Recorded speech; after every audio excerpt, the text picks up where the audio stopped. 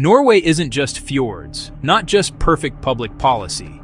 It's quietly a live experiment in AI at work. Here's the headline. About 1/3 of Norwegian jobs are in professions with a 70% plus chance of being automated by 2030. That's massive. Clerical roles, call centers. But adoption is uneven. Government agencies are already at roughly 80% AI adoption, while retail logistics hovers around 33%.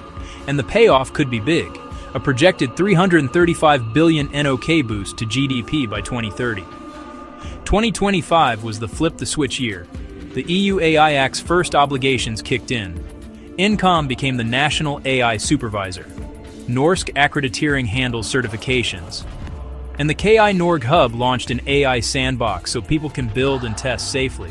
The rules bite. 72-hour breach notifications. Penalties up to 35 million euros, or 7% of turnover. All aligned with GDPR. The government also put up around 1 billion NOK for research. It sees a 26 billion NOK e-government opportunity and says 85% of roles can be complemented by AI, with digital skills at about 96.5%. On the ground, HR is transforming. CV screening, shortlisting, interview scheduling, first-round phone screens, even onboarding paperwork and payroll checks. Tools like iSIMS, Daxtra, Convin Zalaris, and talent intelligence platforms are doing the busy work. Meanwhile, the AI market itself is surging, about $1.13 billion in 2024, growing at roughly 28% annually through 2030. The state's betting on AI across health, oceans, public administration, and energy. Even the oil fund's manager says they're cutting manual processes in half with AI, speeding up deals, reducing errors, while keeping headcount broadly stable. The line is, AI as a force multiplier, not a replacement. And if you're job hunting, Norway's tech scene needs people, over 16,000 openings. Cybersecurity is set to grow 18%. AI roles around 38%, with more than 3,500 cybersecurity pros needed alone. So, is this a takeover or a team up? In Norway, it's both. Big automation risk, bigger coordination, and a window for anyone ready to skill up fast. I will never fear robots after seeing how Norway uses AI. Everybody is looking for the next tech miracle. Here it already exists. This is how it looks up close. Norway, known for fjords and fisheries, now leads in AI adoption. The pandemic pushed banks to automate trading desks and factories to roll out precision robots overnight. It's not replace everyone doom. It's targeted automation, faster decisions, fewer accidents, and new high-skilled jobs. Regulators and unions shape the rollout, so tech serves people, not the other way around. Dystopia? Not yet. Economic utopia, maybe. If Norway keeps Think Norway's AI story is just fjords and headlines?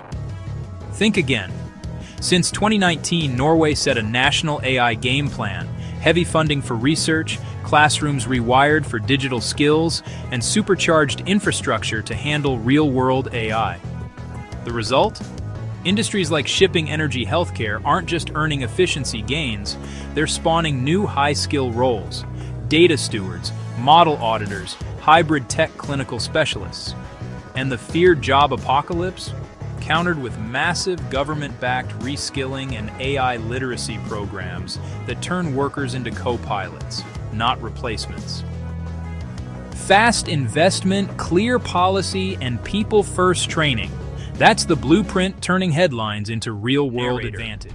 Why do 77% of new AI jobs require a master's degree? Narrator. Because the new roles demand specialized skills. Narrator. And not everyone has them. Narrator.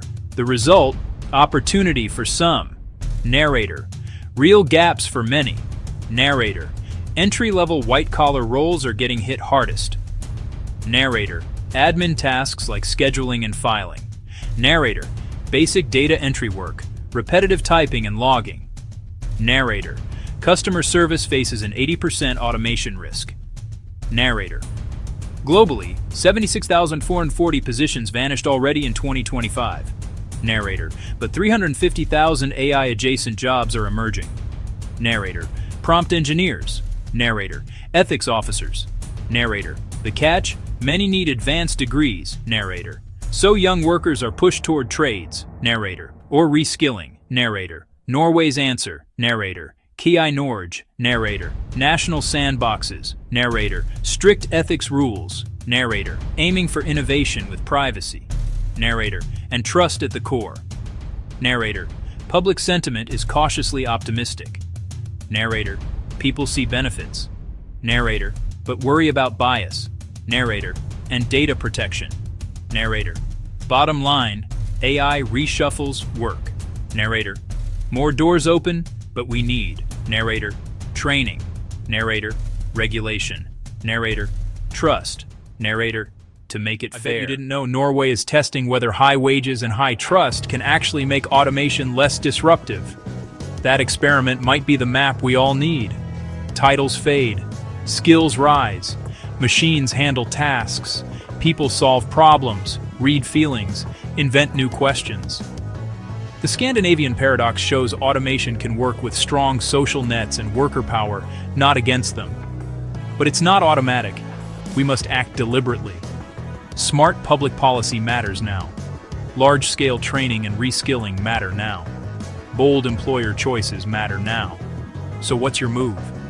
Learn to think critically, practice empathy, build creative habits, and push for lifelong learning policies. Treat AI as a teammate, not a replacement. Act today so the future of work becomes an opportunity, not a warning.